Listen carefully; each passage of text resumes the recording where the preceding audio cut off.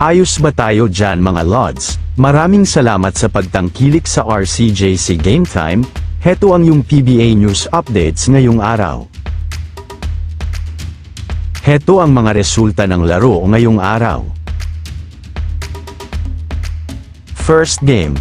Hindi na pinaporma ng Magnolia Hotshots ang koponan ng Meralco Bolts sa huling yugto ng elimination round sa score na 93-76.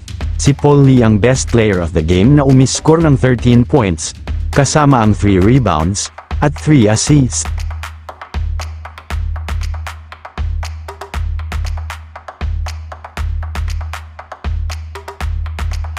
Magnolia Hotshots, player score.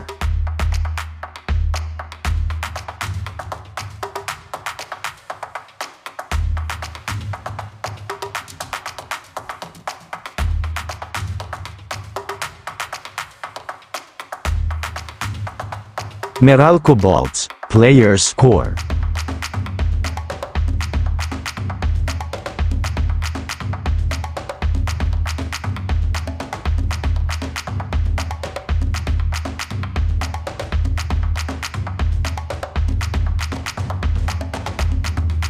Second game. Tinalo ng Barangay Ginebra ang team ng TNT Tropang 5G ngayong gabi sa score na 93-86. Si RJ Abarientos ang best player of the game na nakapagtala ng 17 points, kasama ang 4 rebounds, at 3 assists.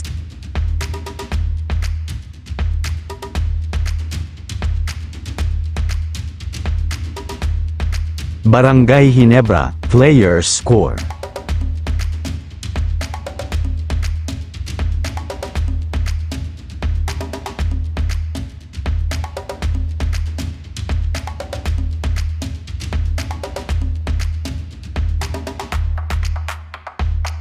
TNT Tropang 5G, player score.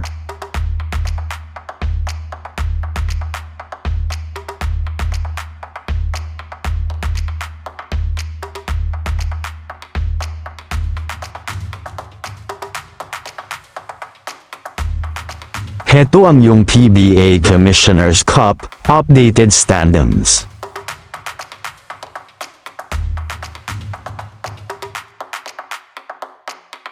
NLEX Road Warriors, may 10 panalo, at 2 talo. Barangay Ginebra, may 9 na panalo, at 3 talo.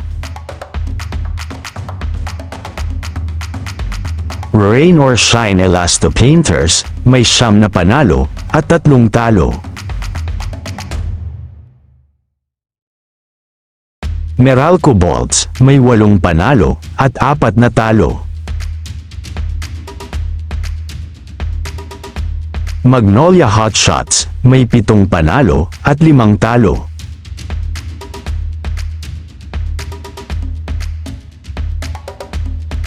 San Miguel Beermen, may 7 panalo, at 5 talo.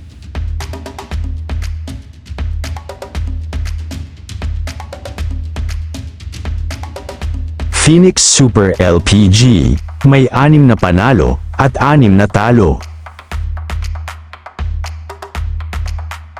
TNT Tropang 5G, may 6 na panalo, at 6 na talo. Converge Fiberzers, may 5 panalo, at 7 talo.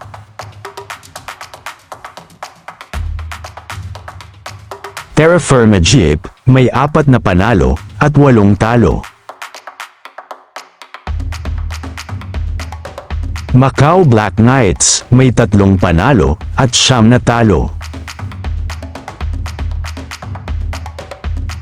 Titan Ultra Giant Risers, may 2 panalo, at 10 talo.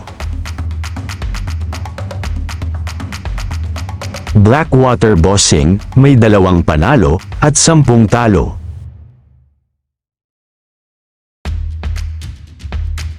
Heto ang PBAA Quarterfinals Game Schedule. May 13, 2026. Unang laro, Quarterfinals Game 1, ang koponan ng TNT Tropang 5G, sasagupain ang NLEX Road Warriors sa Miyerkules sa oras ng alas 5:15 ng hapon na gaganapin sa Ninoy Aquino Stadium. At ang huling laro, Quarterfinals Game 1, magtutunggalian ang team ng Magnolia Hotshots at Meralco Bolts sa Miyerkules sa oras ng alas 7:30 ng gabi na gaganapin sa Ninoy Aquino Stadium. Salamat sa panonood, please comment and subscribe para updated ka palagi sa PBA. Magandang gabi mga ka-idol.